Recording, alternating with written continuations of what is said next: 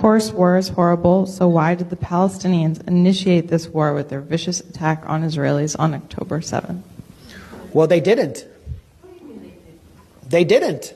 This war has been going on for 75 years. Israel initiated it in 1948 by ethnically cleansing 750,000 people. We must expel Arabs.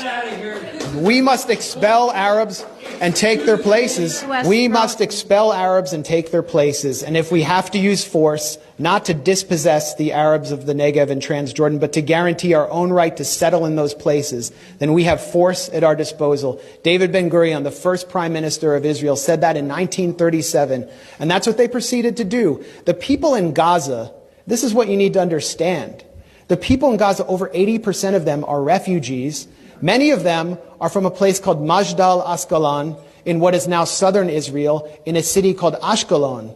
And they were dragged from their homes and driven from their homes, placed in prison camps, barbed wire prison camps, and then dumped in trucks in 1950 into the Gaza Strip where they would be permanently warehoused.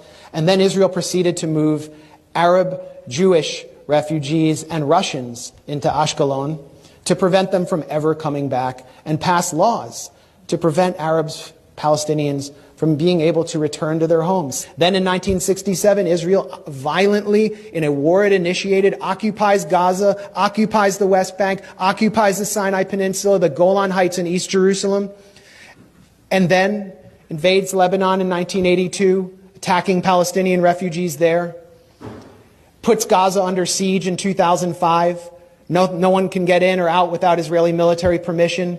We must kill and kill all day, every day. That's according to Arnon Sofer, an Israeli government consultant who helped devise the siege of Gaza. For years, Israel would not allow certain chocolates and A2 paper into Gaza. And then they began these brutal military assaults, which they call mowing the lawn. Slaughtering a few people will leave Hamas intact, but teach them a lesson. And I talked to you about those assaults that took place on Gaza. So this didn't come out of a vacuum. You're not going to be able to hold people under siege, to cut them off from the world, and then expect them to just play along.